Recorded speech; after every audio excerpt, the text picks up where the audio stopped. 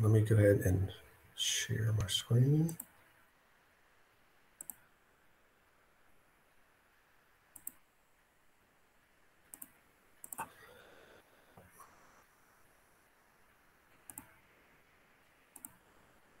Okay, so we're going to get started with the program now. We're glad all of our parents and students could join us tonight. I'm Brian Thomas, one of the school counselors at T.L. Hanna High School. And we've got a great panel tonight to go through many of the common questions that students have about the college admissions process, about the college application process. But I'm going to begin by letting each of our panelists tonight introduce themselves and talk a little bit about their institution, and then we'll get into the agenda. But I'll just quickly go over all four of our panelists, and then I'll stop sharing my screen and let them speak. But tonight we have, and this might not be the order I told you guys, but this is what I put up here now. Anyway, we have Farish German. Have I got that pronunciation right? I'm so sorry. It's okay. It's Farish German. Yes, Farish German. Okay. She's Associate Dean of Admissions at Emory University in Atlanta, Georgia. And then we have John Bowie, Admissions Counselor at Davidson College. We have Elizabeth, which is in Davidson, North Carolina.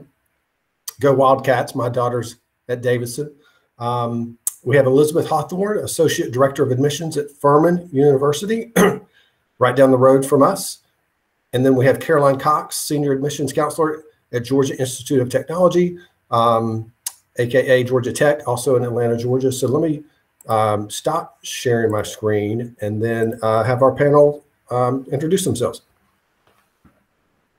Do you want me to kick it off, Brian? And I know it was a different order than you were hoping for. I'm sorry. Yes, you had to kick off. I'm sorry. No problem at all. I'm glad to kick us off. Thanks so much for having me here tonight. I'm excited to talk with y'all. As Brian mentioned, my name is Farish German. I serve as Associate Dean of Admission at Emory University. I've been working in college admission for 10 years now and always really value the opportunity to engage with families at all points in the college search and admission process.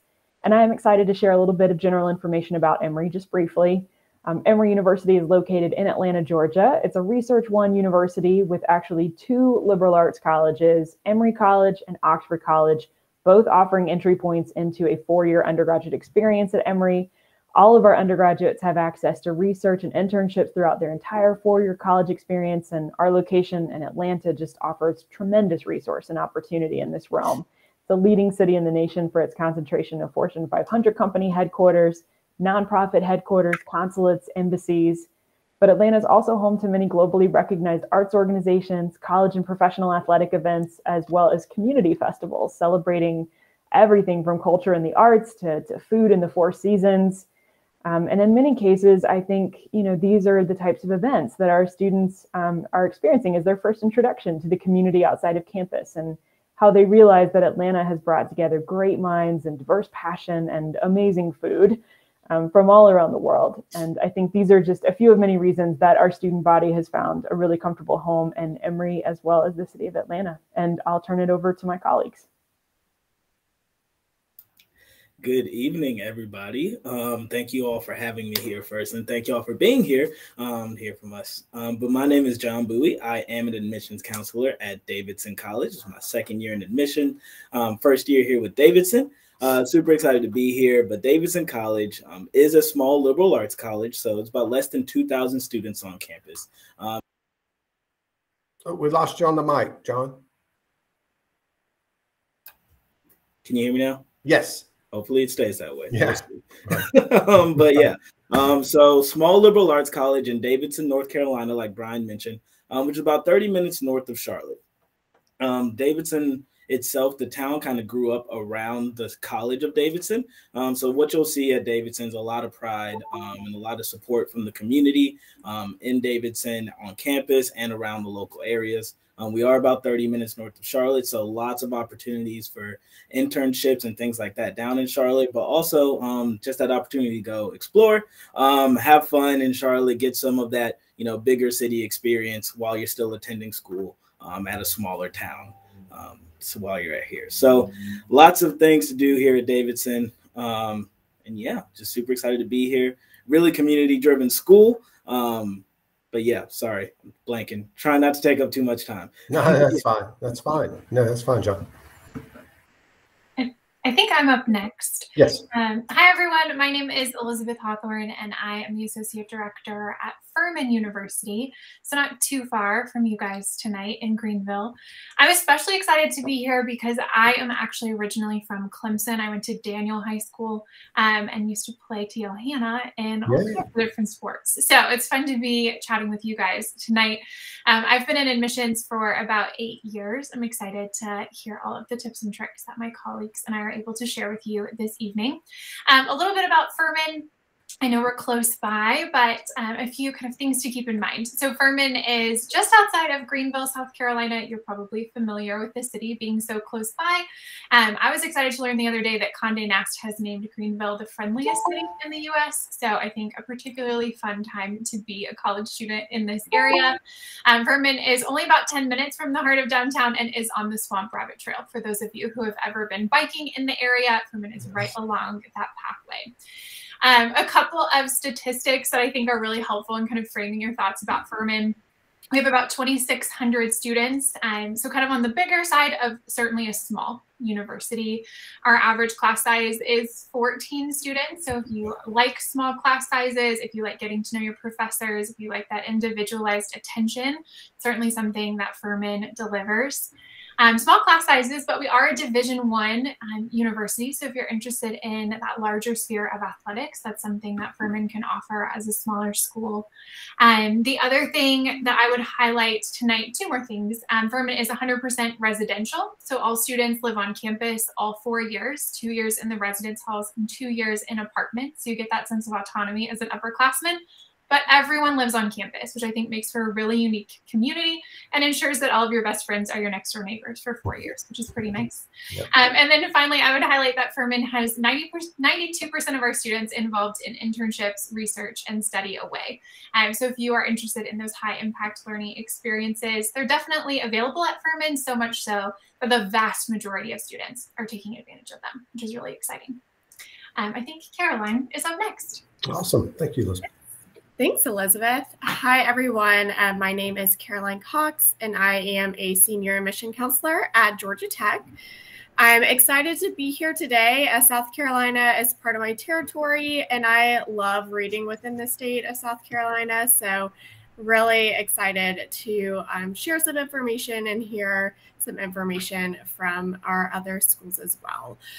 Just briefly, a little bit about Georgia Tech. We are located in the heart of Midtown Atlanta. So you will be on our campus and you will see the city skyline right above you. But the beauty of Georgia Tech is that we were created so long ago, back in 1885, that we were able to really make our campus its own little bubble before the city kind of grew up around us. So you walk across campus, sometimes you forget you're in the middle of this huge city. There's a lot of green space, a lot of traditional style buildings. So you get the benefits of a very traditional college experience while having the benefits that a big city has to offer students, which has kind of already been mentioned by Farish over at Emory because she's not far from us. But we have a lot of internship and co-op opportunities. We're a research institution, so there's a lot of ways to get involved in research at Georgia Tech. Study abroad is really popular. Over half of our students study abroad at some point in their Georgia Tech career. I also think it's important to understand a little bit about our majors and what we offer, because we're not a comprehensive institution. We really only offer 36 majors in 6 different colleges. So we're very intentional on what we offer, but a lot of people think of us as an engineering institution, but we really do have a lot more outside of that as well. We have a liberal arts school, a really great business school, a really sound architecture program. So a lot to offer our students. But all of those majors will be Bachelor of Sciences, because technology is at the core of who we are. It really embodies our motto, progress and service. We are dedicated to developing leaders that are going to advance technology and also improve the human condition. So those are qualities we are looking for when we are looking at applications. So thanks. Awesome. Thank you, Caroline. Before we hop into our topics of discussion this evening, just a couple of quick reminders. If you just joined us, we are recording this session. You can pass that along to anyone who couldn't make it. We'll post this later on our website. Also, parents and students, down at the bottom right-hand corner of your screen, you should see an option to post a question under the Q&A. So feel free to do that. We'll answer as many questions as we can as we wind down. But glad to see everybody joining us. Teal Hanna students, we're excited you're here. So we're going to hop right into our program. And each of our panelists is going to take on one of the questions. And these are questions that, as a school counselor for 25 some odd years, that I see every year. And we surveyed our seniors this year in the fall, and these questions, these topics are ones that you've been asking about. So we're going to hop right in, and Elizabeth from Furman is going to tackle the first one, which is talking about how to find your best fit college. Elizabeth, we hear a lot of our seniors and juniors ask, how can I find a college that fits me, where I'll feel comfortable, where I'll feel at home? So we're going to let you tackle that one. Happy to. I think that's one of my favorite things about my job, is helping students find their college home, their best fit. And whether that is at Furman or another institution, I think it's just really exciting when you find a place that you feel like is the perfect match for what you are hoping to find in college. As a Furman grad myself, I found that at Furman. I think finding that fit is so important. And so I think all of us tonight are excited not only to tell you about our school, but also just to help in any way that we can you find the school that is the best for you personally. So a few tips and tricks I thought I would share about how maybe you can start to answer those questions for yourself about what school would be the best one for you. First, I would suggest that you reflect on your high school experience, what you've liked about it, what you haven't liked about it, thinking about the size of some of the classes that you've been in. Did you like it when your classes were bigger? Did you like it when you found yourself in a class that was smaller than usual? Thinking about kind of the vision that you have for your college experience. Do you see yourself in a city? Do you see yourself more in a suburban environment, maybe more in kind of the middle of nowhere, but more like an outdoorsy environment? Maybe that appeals to you. Are you looking to move far away? Are you looking to stay close? So start by thinking about some of these big questions. I do think that those big questions, size, geographic location, specific majors, are kind of where a lot of people start and where kind of the biggest, huge decisions are made. So one of the things that I'm going to offer to you tonight is a link. I'm going to put it in the chat. It is for the College Board Big Futures website. Essentially what that website does is offer you the chance to tell the website what you're looking for: a size of university, a geographic location. There are different categories, and it will help you both expand and narrow your search at the same time, in the sense that it can help you narrow down the qualities that matter most to you and give you a list of schools. But I also think it opens your mind to schools that meet your criteria that maybe you don't know that much about. So for those reasons, I would really encourage you to try out the search functionality on that website and see what new schools you discover, and see how maybe you can help find schools that fit within the things that you most want in a college experience. Another thing I would suggest on this front end of the search is that you go to a couple of schools that match different criteria. So go on a tour of a big school, go on a tour of a small school, try a school in a city, try a school outside of a city. Maybe those schools aren't the exact one that you think that you want to attend, but right now we're just looking at big categories. Did you like it when the school was bigger? Did you like it when the school was smaller? Did you like that city setting? Did you like it when the college felt kind of set apart? Just kind of start thinking about what qualities in a college most appeal to you. So that can help you narrow down your list. When you kind of have your first cuts done and you have a manageable list in front of you, I would suggest that you take some tours and take advantage of events that are happening on those campuses. Get a sense for what life would be like at those schools. And here are some ways that maybe you could do that. Open house events are available at pretty much every college. They usually happen on the weekends, which means that you don't have to take time off of school. Oftentimes they might include opportunities to attend an athletic event, as well as get a picture of academics, as well as meet some students. You're getting kind of a wide variety of views on the campus. An open house event can be great. A regular campus tour can be really helpful as well if you're able to sit in on a class, if you're able to meet a professor, if you're able to get FaceTime with college tour guides and get a sense for their stories and their day-to-day experiences, I think you can start to envision what your life would be like on that campus. I recognize that that first list of schools you have might include schools that are a little bit further away. Maybe you aren't able to visit in person. Lots of schools are now offering virtual events, a silver lining to a weird couple of years, right? So lots of virtual tours, lots of virtual presentations that can help you get a sense for the school, even from far away. Maybe before you commit to getting on an airplane and taking a tour, you can start by looking at a virtual event. If you love it, then maybe you think about making a trip to see that school or that campus in person.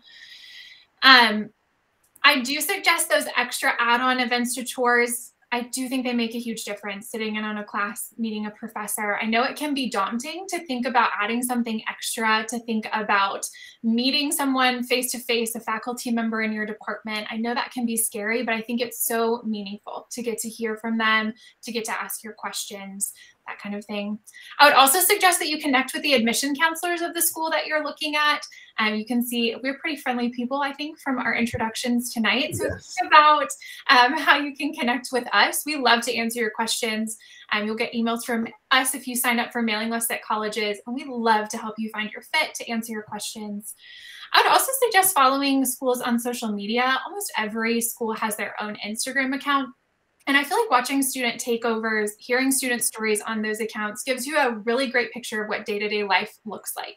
So I would go ahead and hit follow on those schools that you're interested in and start to get some visuals of what goes on every day. What are students like? What are they talking about? What are they interested in? So you are making a trip to campus, you're looking for virtual events, you are asking questions, following social media accounts.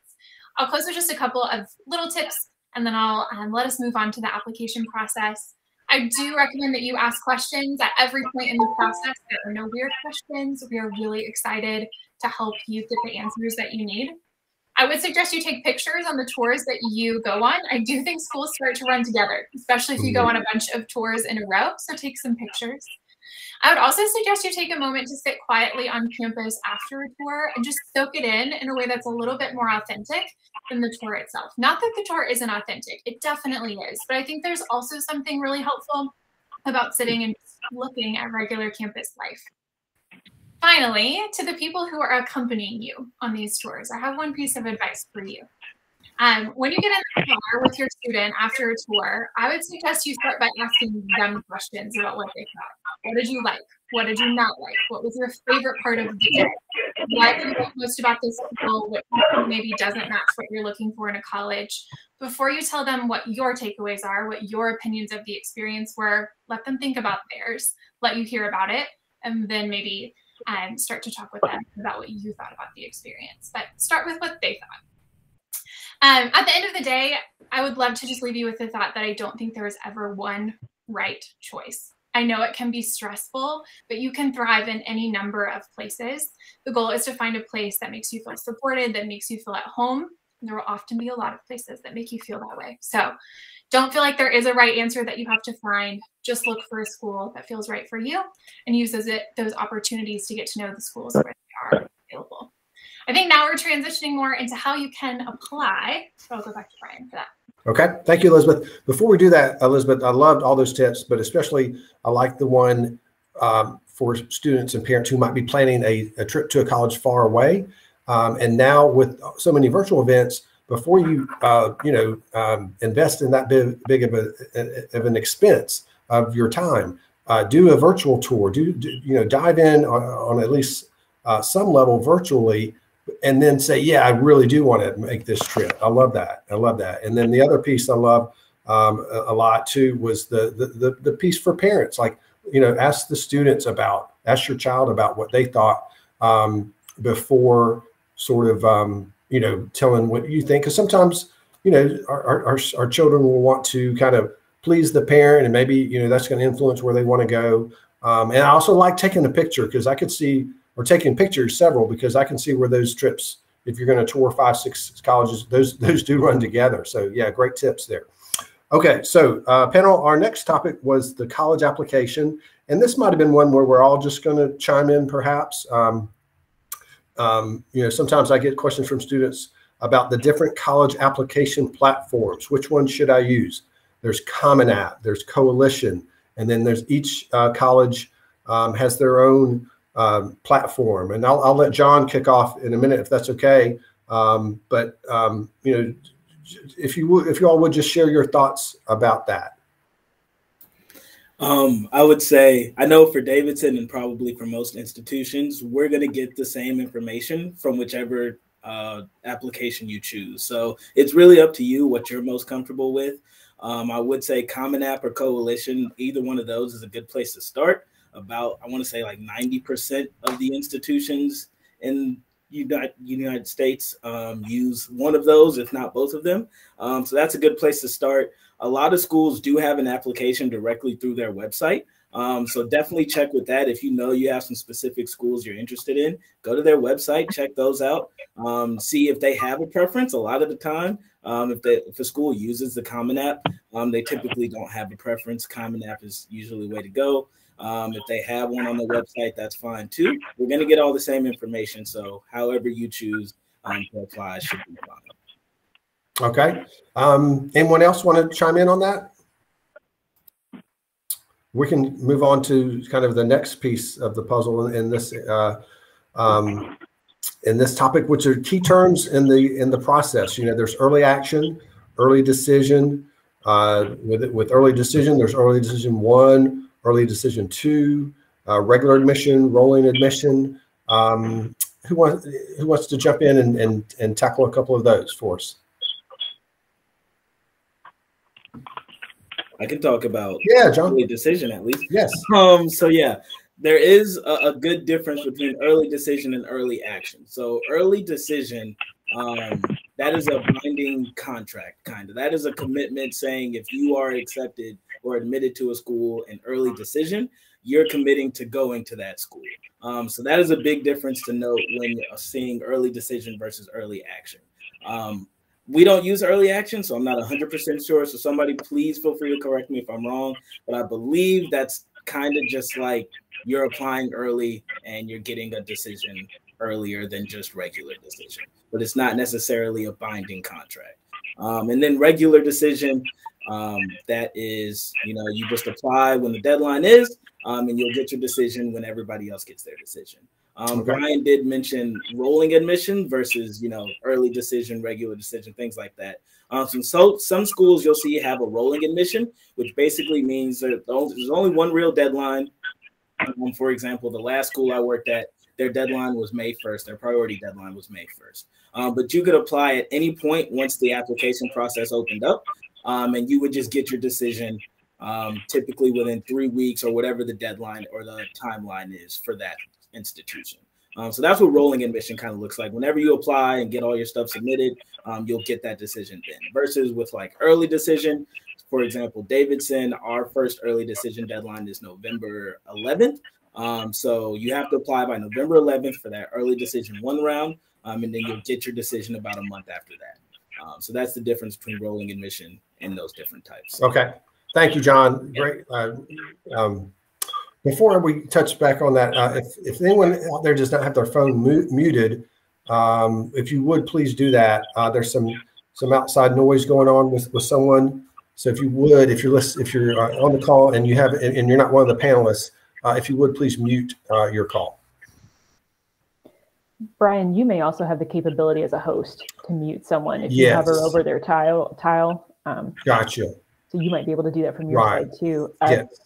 The only thing I'd add to what John said, which I thought was just such a great overview and snapshot of all these different decision plans, is there may be a little bit of strategy with rolling because they're giving out the decisions as they're receiving the applications. If you're looking at a school that has rolling admission, it probably behooves you to get your application in sooner than later, as opposed to a school that doesn't have rolling. We get this question a lot at Emory. Someone saying, I know that regular decision deadline isn't until January 1st, but Would I hear back sooner? Would my chances for admission be increased if I went ahead and sent in my application in November or December? And our answer to that is no, it doesn't. We're still going to look at those applications in the same time frame. Everyone who applies regular decision to Emory by January 1st is still going to hear back collectively, no later than April 1st. So I think that's a good distinction to keep in mind when you're looking at a school that has rolling versus a school that may have these very delineated deadlines. And the only thing I think we maybe didn't mention, and it's not super common, but keep an eye out for it, is restricted early action. And I think just the good rule of thumb here is look at schools' websites. Almost all of us have really easy to find web pages that are for our application plans and the corresponding deadlines. You'll also find important financial aid deadlines there too. In most cases, depending on when you apply to a college, what decision plan, there's a corresponding financial aid deadline. So I would just make it a good rule of thumb to bookmark that particular web page for any institution you're looking at, just to be sure that you are aware of all these nuances. And if you're ever unsure, call us. I would so much rather a family call me and say, I don't really understand what early decision means to Emory, talk me through it,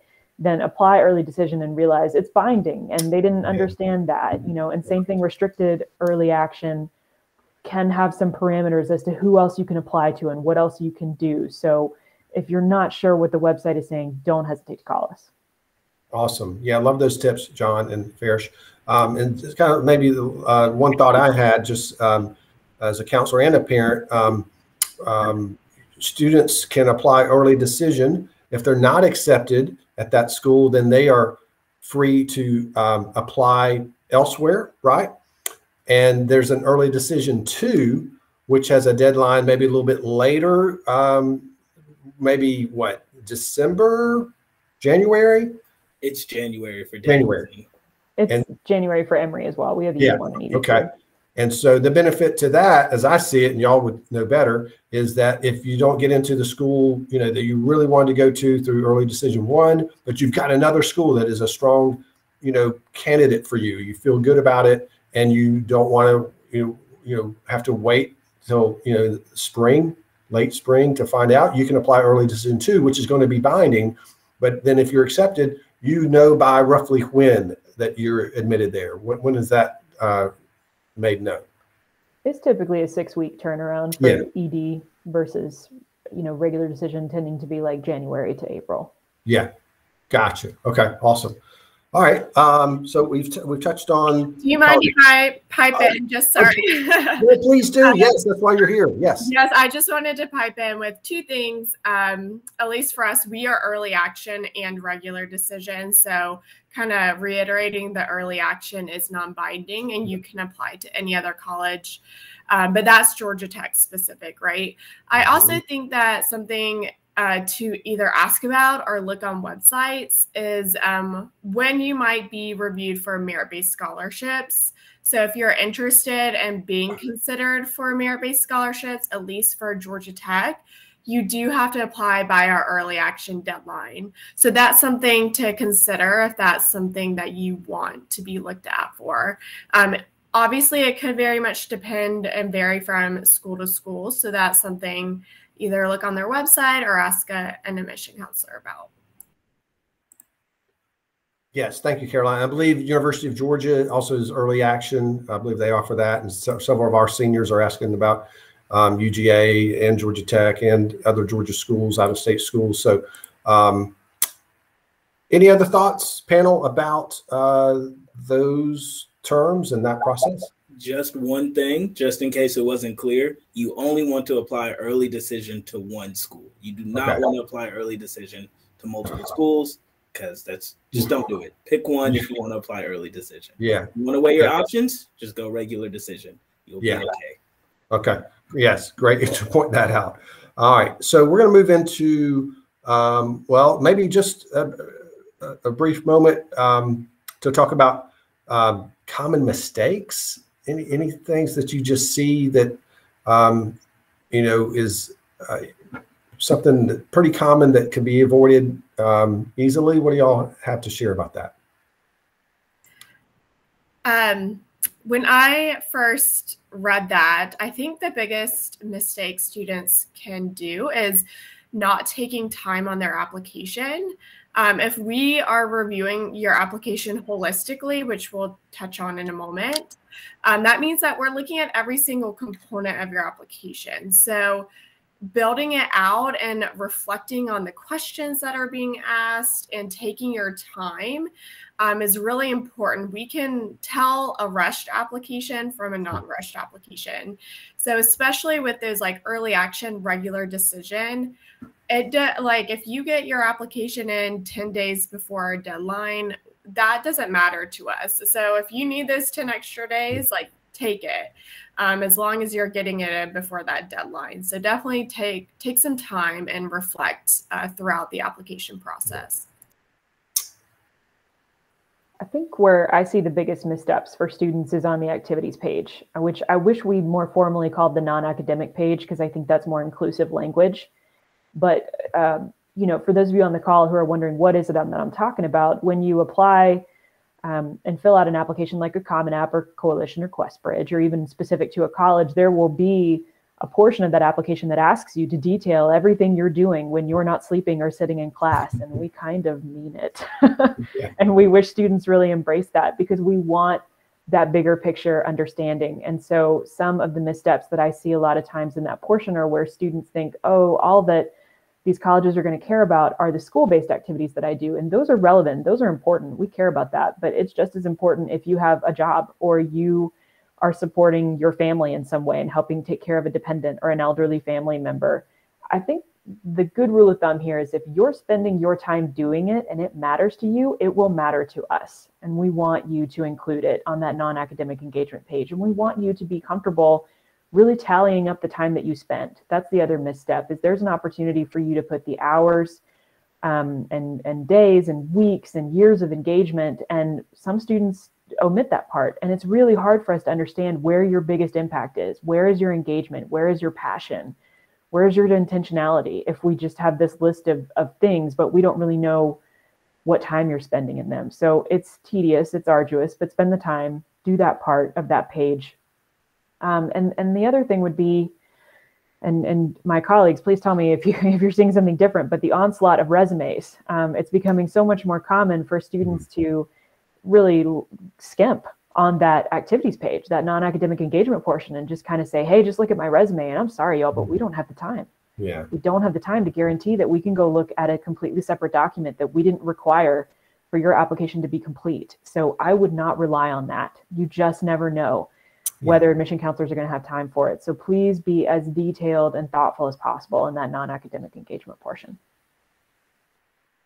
I would wholeheartedly agree and add the time that you spent and the context of what you did. A lot of times students will say, like, I was the president of the Purple Club for 4 years, and we're left wondering, like, what is that? And what does the president of that club do?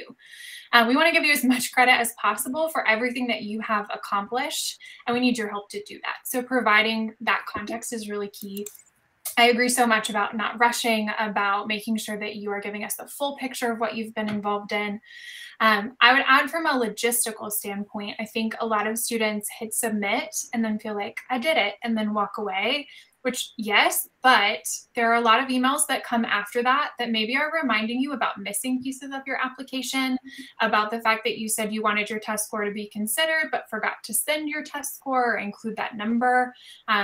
So just kind of keeping in mind that you need to meet the deadline for the application by making sure that all of the pieces of your application are in, not just that first submit button. So keep an eye on your email, make sure you're connecting your applications to an email you actually check, and then stay on top of those required pieces that you're adding on top, so that all the hard work that you did in your part of the application doesn't go to waste and is fully leveraged because you have done all of the accompanying pieces that you need to focus on as well.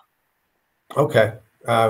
Great point, panel. Love those reminders and those tips that were given out for common mistakes. And we talk to our seniors about creating a resume, but not so much to use in place of the application. But for example, when we touch on letters of recommendation later, that's where that piece can come in. We'll talk about that in a minute. But let's move ahead to our next question or topic, and that's going to be with Farish, which is, what is a holistic review?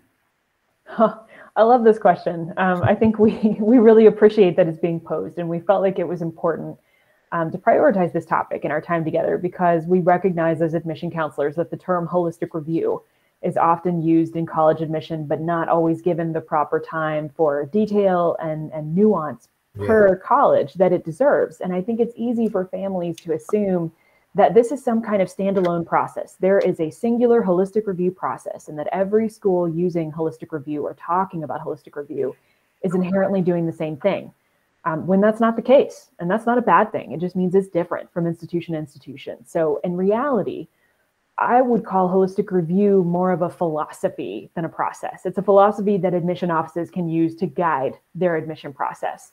You know, a lot of times we focus on describing holistic review as the guarantee that an admission office is not letting one single element of an application, dictate admission, such as a test score or a GPA, and saying that multiple factors are taken into account, including academic and non-academic and contextual for each unique applicant. And I think it's important to recognize that's a bit of a double-edged sword, right? Whatever you feel is the weakest part of your application cannot in a vacuum dictate your admission decision.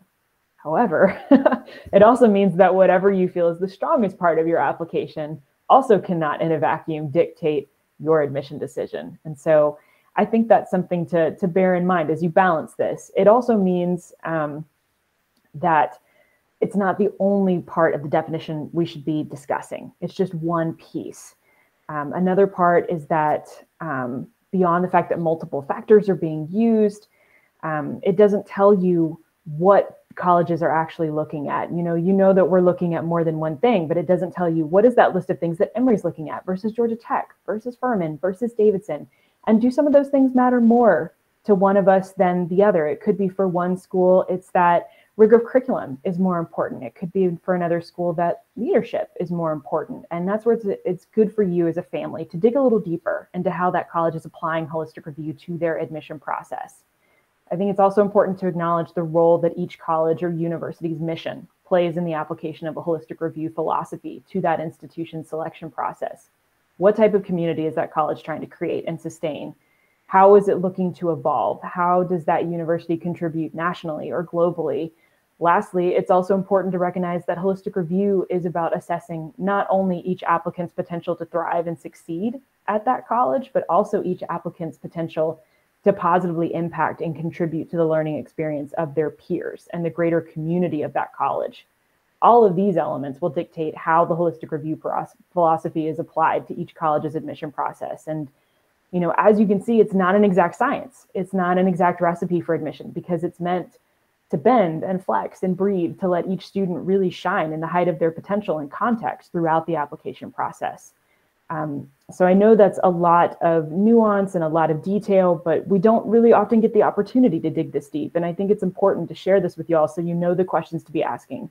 To feel comfortable to talk further about this when an admission counselor says, we have a holistic review, you should apply. You can ask more questions, and kind of what direction to take those questions in. But I'll pause there and welcome any of my colleagues if they want to add anything on.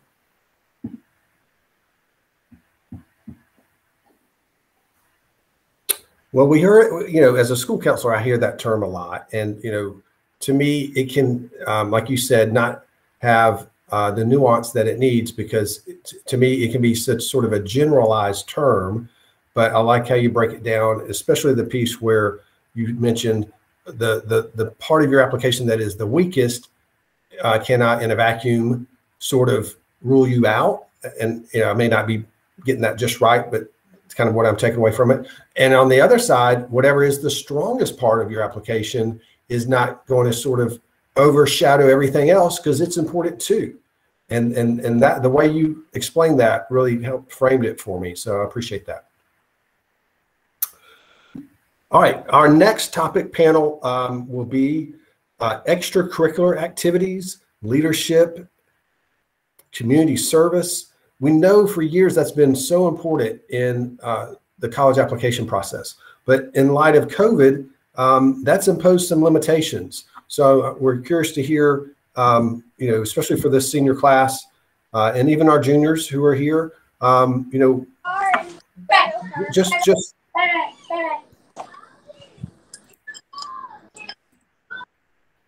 But I'm curious to see your thoughts on that. And I think Caroline's going to speak about that. Yes.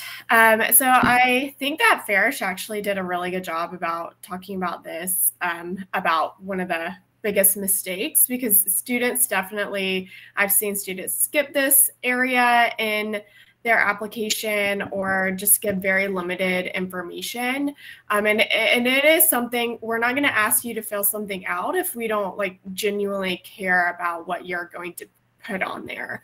So first, before I dive into kind of the COVID aspect, first, I definitely recommend to think really broad about this section. Georgia Tech names it contribution to community, which I think is a good way to think about it. So ask yourself, how are you contributing to the community around you? So when you're not in class, what are you doing? Is it sports teams, church communities, part-time work, family responsibilities? However you are directly impacting your community, you want to tell us about that. Provide context. We use a common application, the Coalition. We used to use the Coalition. You know, they all allow you to write a couple sentences for each activity. Use that space because we only get what you put out there, right? You don't assume that we know what this activity is or your impact and involvement in that activity. If you have been involved in Key Club for 9th to 12th grade, and now you are leading some sort of service project or initiative, share all that information with us, because some of the things that we're going to be picking out is longevity. You have commitment to that activity. You show initiative and impact by leading these projects. COVID obviously has interrupted all of our lives. So I think that's what you need to remember, is that we've also been impacted by COVID. So we are so empathetic to the fact that a lot of your activities might look different, and they're going to continue to look a little bit different for years to come because of this disruption. So I really want students to hear that we really understand what y'all have been through, because we've been through it as well. And things came to like a complete halt last summer. What I thought was neat last year as I was reading application, because that was, our first year of the pandemic, was that students really did a lot of reflection during the pandemic. That summer where we couldn't do really anything, I think it allows students to really reflect on what they actually enjoy, what they're passionate about. Which is important because you're go all the time. So having that moment and that reflection, I think, was really important. And I hope that students continue to kind of reflect on what they're really passionate about, what they want to do, and know that we understand that there might be disruptions and might look a little wonky. Feel free to use space to explain anything that's out of the ordinary. But I think that you should assume that admission counselors are coming in this year with that understanding. If any of my other colleagues want to contradict that, please. But I think that we're all if you're an admission counselor, you're a caring individual, you're rooting for the student, you're not against the student. So we're rooting for your success in this process. Yeah. That's got to be reassuring to our students to hear directly from you guys. So thank you for sharing that, Caroline. Panel, our next topic is test optional, and Farish is going to talk about that. Oh, fun. Everyone's favorite topic. Tests. Can we talk about tests more? Yeah, right. Well, understandably, testing policies have become a very hot and somewhat confusing topic in the past 2 years of college admission. There are 3 different but similar sounding types of testing policies you may hear about in your search: test-free, test-flexible, test-optional. So let's spend a little bit of time just unpacking each of those. Test-free admissions is exactly what it sounds like. Whether or not a student decides to send their test score, the application review process by the admission office will be free of tests. They won't look at it. Even if you send it, their process is free of using testing in any way, shape, or form. There are only a small number of test-free colleges in the US. Test flexible Colleges require that a test score be sent, but allow students to choose which type of tests or tests they'd like to submit with their application. If a student wants to submit the SAT or the ACT, they can. Other options include the International Baccalaureate exam or an advanced placement test. SAT subject tests were previously an option before College Board discontinued them this past January. So there are also only a small number of test flexible colleges in the US. Lastly, there is the test optional policy, which lets students decide whether or not they want to submit test scores with their application. So most test optional schools will consider SAT or ACT scores if they are submitted, but focus on other factors that they believe are stronger predictors of a student's potential. And in comparison with the lesser seen test free and test flexible, a record number of colleges have implemented a test optional policy in the past year due to COVID-19's impact on students' ability to access standardized testing across the world. So this is the policy you will likely hear about the most in your search process. Now, as you navigate your college search, I think it's important to know the testing policy for each college on your list. I know from talking to Brian already that y'all did not experience any SAT cancellations during the last year of school or this year. So many of y'all applying to college now may have an SAT score. If you were not able to get a test, though, for a health reason or scheduling reasons, then you know in the world of test optional, you will not be penalized in the process for that. So go forth and apply without a test score. But if you do have a test score and you don't feel like it is a good representation of your academic ability, maybe testing is not your area of strength, then no worries. Keep it to yourself. Don't send it. That's what's great about test optional. You don't have to send it. If you do feel like the score is a good representation of your academic ability and you're unsure about whether to send it to a test optional college, talk directly to that college's admission office about it. I've been on multiple panels about this topic where colleges have had a range of advice about this, from if you have a score, go ahead and send it, no matter the score, all the way to a college saying only send it if it falls in our historic mid 50% range. So I would say just ask that college if you're unsure. If you'd like to review a list of colleges who currently have a test optional, test flexible, or test free policy, the National Association for College Admission Counseling has a running list. And I'm going to drop that link in the chat for y'all in case you want to save it for later or open it up. But with that, I'll pass it along to my colleague, Caroline. Okay. Great. Before I jump into the application essay, I do want to mention that if you are looking at applying to public institutions in Georgia, you will be required to submit a test score. Being a part, Georgia Tech and UGA are both public institutions. Being a part of the university system of Georgia, they are requiring that we require test scores. So I just wanted to put that little blurb out there. And I can probably vouch for both UGA and myself, because I've done a lot of consortiums with them, that we are not putting a lot of emphasis on test scores. You know, we are required to require them, but they will be a very small component of the application. So just wanted to add that. Okay. But let's talk about college application essays, probably everyone's favorite part of the application. But I know that there's kind of a looming feeling when thinking about what to write about. I can speak to Georgia Tech and the essays that we at least require. The Common App, the coalition, often provides this general essay that will go to multiple colleges. So I want to emphasize in that general essay to keep it general. Don't put any schools' names in that general essay, because I've read a lot of essays that talk about another institution and just not a good look, right? The other thing I would really emphasize with your general essay is to keep it personal.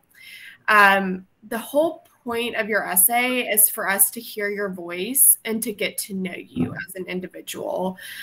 We don't personally get to interview students, so this is kind of our way to really understand a student's perspective or who they are, where they came from. So whatever you decide to talk about, there are multiple prompts. Choose a prompt that really speaks to you. Choose something that you can really share your story or share more about yourself. You can either expand on something that you've already told us or provide us completely new information. I always recommend having someone read it that might not have any emotional feeling from your overall decision, your admission decision, to kind of give you an objective viewpoint, to see if what you're putting out there is coming across the way you want it to come across. I also want to say that some schools have supplemental essays. So we have an additional essay that we ask students to write about that will be like buried within the Georgia Tech specific questions. If you see a specific like supplemental question within the specific college questions, make sure you give some time to that essay. Oftentimes I see students just write a couple sentences because they think it's just something really quick and easy. It's part of all the residency questions, things like that.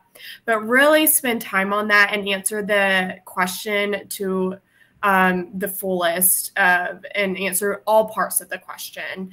So act like it's almost an essay and not just a supplemental one. And if anyone else wants to add anything, please do.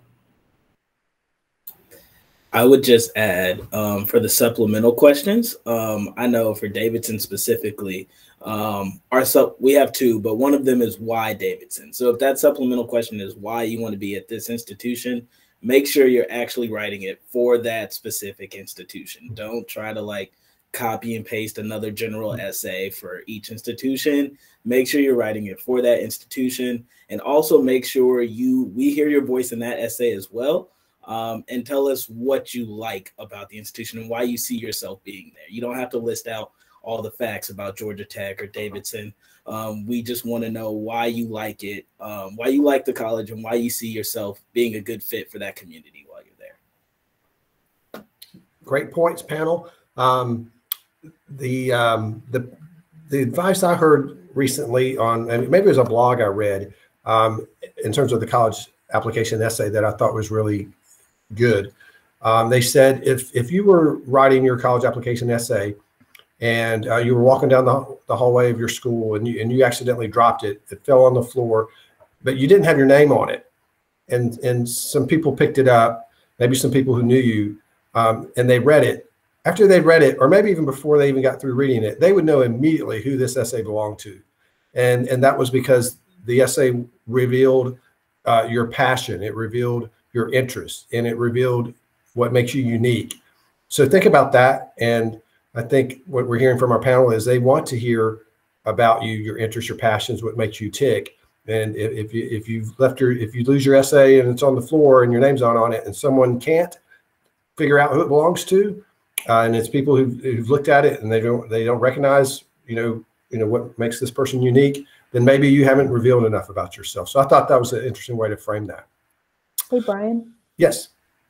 Is it okay if I jump in real quick? Of course. Yes, absolutely. Please do. Well, I wanted to bring up a question that was posed in the chat by Sue, and I really appreciated it. And we've responded in the chat, but I realized that won't be captured in your recording. And it's a good question. Yes. It's about test optional, and I feel bad that I forgot to bring up this point, but Sue asked, what do you do if a school still requires testing for merit scholarships, or how to be mindful about that? And that is such an excellent point because, yes, there are some institutions, colleges and universities that are test optional for admission and merit scholarships. Emory's an example. We say you don't need testing for anything. We don't require it to complete your application or to consider you for any kind of merit scholarship.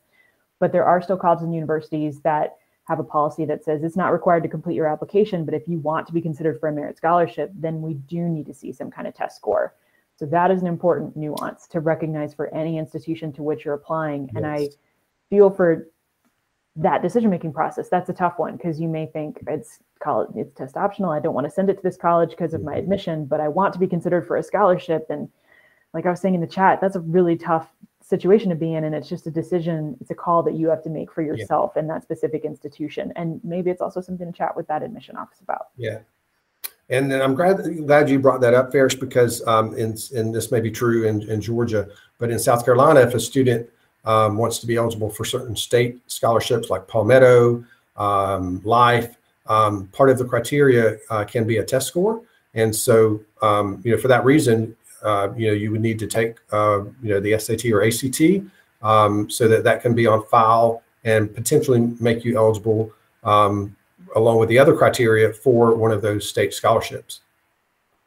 So I'm glad we got that question, Sue, and I'm glad you shared that, Farish, because I haven't been looking at the chat. Thank you for jumping in. So I'm going to speak briefly about a couple of things, and then we'll take more questions from students and parents.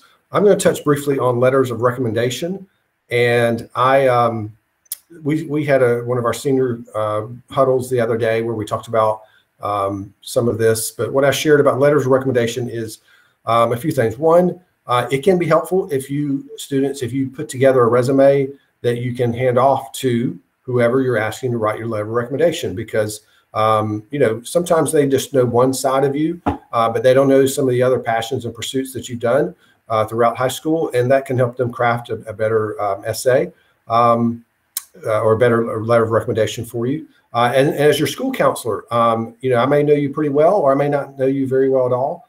So a resume helps me, craft a good letter of recommendation. And then the other thing I say about that is, if you've got lots of activities that you've been involved in, feel free just to maybe, if you're going to email me your resume, feel free in the email to say, Mr. Thomas, I've been involved in several activities, but the one activity I've really sort of fell in love with, or I'm most passionate about, is such and such. Maybe it was Alzheimer's walk, and you've taken a big role in that, and you can talk about why that means so much to you. So that's helpful to know, is not only all the things you've been involved in, but which ones are most meaningful to you. That's helpful for your recommenders. The other thing, two more things. One, please give your recommenders ample time. And students, you guys at Teal Hanna, last year's seniors, for the most part, did a great job of that. I don't think I got one request for a letter of recommendation that didn't provide me at least a week. I'd love 2 weeks, but if I don't get that, we'll deal with it. But in previous years, it seemed without fail I would get a senior who'd stop by and say, "Hey, Mr. Thomas, can you write me a letter of recommendation?" And I would say, "Sure." When you need it by, and they would be like, "Tomorrow," and I'll write it. I absolutely will. But it's going to be a very generic letter. It's not going to reveal who you are to the extent that it could if we sat down and talked, or if you provide a resume. And the last tip, and I'd be curious to see what the panel thinks about this. I'm not sure if this was in a similar panel where someone shared this, or I read it in a blog. But a lot of times, for example, if a student's really strong in math or science, they're a STEM student, they're going to major in engineering, and they need 3 letters of recommendation, and they're getting them all from science, chemistry, their AP biology, AP chemistry teacher, and they really won't even consider including a letter of recommendation from an English teacher or a social studies teacher. I think it's important to perhaps get one from both of those fields, because I think admissions counselors can benefit from that, because they're going to see another side of you through that letter of recommendation, maybe from a history teacher or a English teacher. Panel, what do y'all think about that? I would say Davidson actually prefers that you do have recommendations from 2 separate core subject area teachers. Yeah. But I would just add to that gives us like a different perspective. Like if you are that STEM student and like your math and biology classes are easy A's, that's great. We want that perspective. But if you have to struggle a little bit more in English, and that teacher can give us this perspective of how hard you had to work for the grades you got in that class, that's another perspective we can get from as well. So that just gives us an opportunity to learn more about you from different viewpoints. Yeah, great point, John. Thank you for chiming in on that. All right, so I'm going to talk just briefly about some resources, and I think I'll just share my screen. I'm not going to really dive into any of the specifics, but I'll share this in the chat, and I'll put it out in our senior Google Classroom and our junior Google Classroom as well. But I, over the course of the years, going to panel, or being part of panels like this, have come up with just some, I think, are some good resources. There's some great books out there. One of the ones that I've read most recently is Who Gets In and Why: A Year Inside College Admissions. That's a great read for parents and students, especially juniors, because you've got some time to kind of gear up for that. And there's a lot of great blogs out there. Furman University has got a great one. I've listed the link to that. Elizabeth, I think you kind of shed some light for me about that one. So that one's on here. Georgia Tech has a great one. University of Georgia has one. There's tons of them out there. You could Google that. But those are three that I read occasionally. And even though these are, this is Furman's blog, this is Georgia Tech's blog, this is University of Georgia's blog. Sure, they speak to things that are unique to those three institutions, but I would say just as much of their blog topics cover, content and topics that they're going to be helpful no matter where you're going to college. Things like the college essay or transitioning from high school to college. So take some time, listen to that. There's also a lot of great podcasts. I've got 2 listed here. There's some great websites.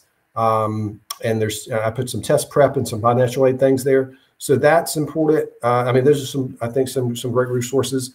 And then going into the Senior Google Classroom, seniors, if you haven't been in there yet, I've put some resources in there. I'm trying to find that now. Here we go. So I've got folders for different topics. I've got a FAFSA folder here. And here's a link to get started with your FAFSA. There'll be a lot more topics posted in the FAFSA folder soon. Here's what I've got for applying to college. I've got a whole section on resumes. I've got examples, resume samples. Like here's one from one of our seniors. I just changed, the name and address and things like that. But you can see how simple this resume is. That she could. This senior is one of my students. She provided me this. I knew her fairly well, but this helped me get to know her a little bit better. And then I was able to ask about some of the specific things she did that led to her being owning her own business through, like small business with Etsy. So that's just this, this is not fancy, but it's very simple and very easy to read and follow. And, to me, that's perfect. So those are some of my favorite resources I like to share. I know we've got some questions from parents. So we're going to open up the last part of our panel here to questions. So let's see. The first question is, how many scholarships are based on test scores? How many scholarships are based on test scores? I'll chime in on there first. I don't know of many that are strictly based on test scores. There are many that are based on GPA, class rank, and test scores. And so there are quite a few that's one of the main components, but not many where that's what it's solely based on. Panel, would y'all agree? Yep. Okay. Next question we've got here. Can you please share some insights on FAFSA? How FAFSA works with someone who has a 529 plan? I'll try to speak to that towards the end. We're going to have a whole panel. We're going to have a whole session, Teal Hanna parents and seniors about FAFSA. We're going to have a FAFSA night where you can come in and complete your FAFSA. So I won't touch on that right now because I know we've got maybe more of the sort of college application questions. Next question was, how formal does the resume need to be? Can it be a simple list? I think so. I think the one I just shared was pretty much, a list. So yeah, it does not need to be formal. Don't get caught up in the formatting because like the panel said, if you spend all that time in the formatting and the style of it, and you submit it with your college application, they may not even read it. I think what's important, and panel, correct me if I'm wrong, is getting that information into the activity section of the college application essay, getting it there, crafted, well written with meaning, with why it was meaningful to you. That's what's important, not necessarily the format of the resume. So here's the next question, panel. If we are interested in out-of-state schools but qualify for in-state scholarships, are there financial equivalents that out-of-state schools offer? Anyone want to chime in on that? I mean, that wouldn't be the case for Emory, and yeah, I hesitate to speak out of turn. Yeah, sure. Just Caroline, I'm sorry, were you going to? Yeah, so I get this question a lot with students in Florida because they have like a Florida prepaid plan and they're wondering if it will like transfer to Georgia Tech, and really it's up to like the prepaid plans. And like they would need to go talk to whoever is over this money that they've been paying for so many years and see if they're willing to give it to like a Georgia institution. So I don't know if that's exactly the same thing, but typically they're not going to equate from state to state. Yeah, that's what I've heard anecdotally too over the years. Let's see if there's any other questions. Those were, I think I've covered all the questions in the chat. I do want to quickly go to some of the survey questions. In advance, I asked our juniors and seniors to respond to, if they were coming and they had a question, they could pose it in advance. So I'll try to hit one or two of those. I know we've gone over our time, but I think we still have, should take a minute to address some of these. So let's see, what do we need? Here's one question. What do we need to actively be doing at this point in the application process? How do you go about narrowing down colleges? Well, I think we've spoken to that part about finding your college fit, but at this point in time, what would you all say about what should they be doing at this point in the process? I would say probably narrowing down your list is probably the best thing, especially if you're a senior. Definitely start narrowing down that list and reaching out to those admissions counselors on that list if you have more specific questions. And definitely go see these schools if you haven't yet. Yeah. Now's a good time to go ahead and do that, especially while students are here, campus is alive. Definitely get a chance to do that. I would recommend, oh, sorry, Brian. No, you go ahead first. Yep. I was going to say, I would really recommend going ahead and having a very candid conversation about financial aspects of the college list at this point in time. I think these are hard things to talk about, especially between parents and their children. It may not be something your family has discussed very openly, but it has such intense ramifications and impacts on where a student may ultimately end up. And it's easier sometimes to cross a name off of a list before an application's been sent in to be crossing a name off of a list after an admit package has been received, because it's not affordable. And that's where I think my intuition calculator and net price calculator can be really helpful tools. Mm-hmm. We all have them, some form of this on our financial aid website, where our institution's information is already input. We will ask you some questions about your family's financial standing, and it will give you then an estimate of what kind of financial aid you could expect from that institution. It is an estimate because it's not as much as getting the FAFSA, the CSS profile, and tax returns, depending on what that institution requires for financial aid packaging. So it's not a guaranteed package, but it can be an estimate that you as a family can look at and say, okay, let's go ahead and send in an application. Let's keep this one on the list, versus saying, you know what, this just isn't a reality for our family. And sometimes that's a tough conversation, but it's easier to have now than in April. Yes, great point. I'm so glad you brought that up, Farish. That conversation is so important to have early. And I think back to my youngest daughter's college search process. She's the one at Davidson, and she told us she was interested in a couple of schools, including Davidson, that were private colleges, and the tuition was going to be more than we could afford.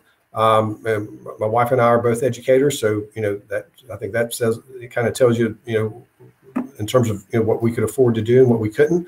But this is where parents, I think, letting your child do some of the research can be just so pivotal. And by that I mean, for example, my daughter found out about no loan colleges. There's probably another phrase for it. John could probably speak to that, but there are a group of colleges around the nation that I think you could call no loan colleges. And by that, as I understand it, your financial aid package, whatever unmet need you have, that's made in the form of grants that don't have to be paid back, or scholarships, and it's not met in the form of loans. And it's, for us, that was a game changer, knowing that we wouldn't have to take out, or our daughter wouldn't have to take out a lot of loans, that her need would be met through grants and scholarships.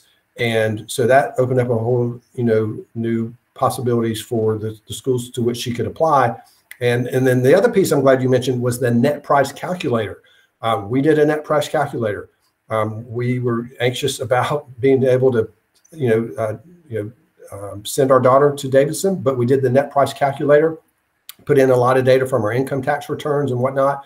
And the amount that came back out that we would be expected to pay after her first year in college, when we received the financial aid package, I guess back in later in May or June, that net price calculator estimate was within $1,000 of what we actually owed.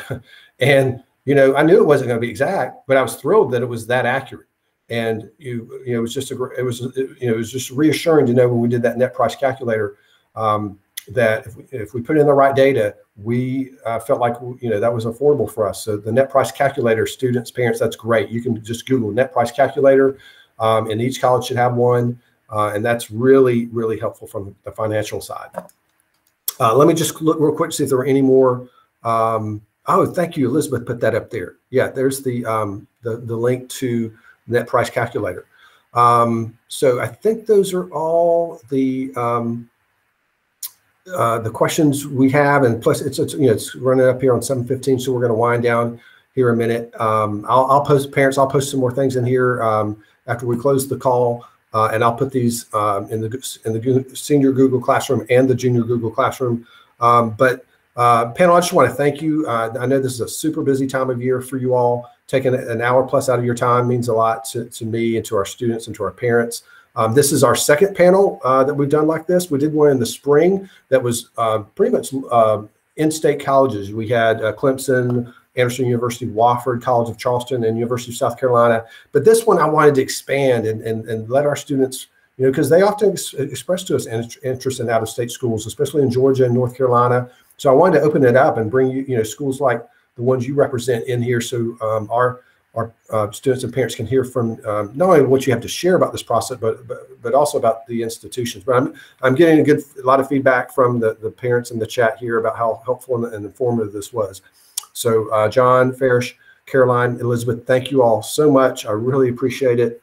I'm going to just close with some upcoming events that are coming up real soon for us. We've got our college application day. That's Tuesday, October 12th. Seniors, if you need help applying, you can come and we'll have college representatives there to help you apply. We have our senior huddle where we're going to talk about financial aid and the FAFSA on October 15th from 9:45 to 10:15 a.m. And then we're going to have our FAFSA completion event that I'll be organizing. That's going to be on Tuesday, October 26th from 6 to 7:30 in the T.L. Hannon Library. That's an in-person event. FAFSA completion, Tuesday, October 26th. You'll have a chance to get all the help you need and get all your FAFSA question answered. But anyway, again, just a great panel tonight. I came away learning more. I know our parents and students did. Students, parents, thank you for joining us tonight. I thought we had a pretty good turnout, roughly 60 or so at our peak. And panel, again, thank you all very much. I really appreciate your time. Thanks for having us. Absolutely. I'll take care. Have a good evening, everyone. Y'all have a great night. Have a great night.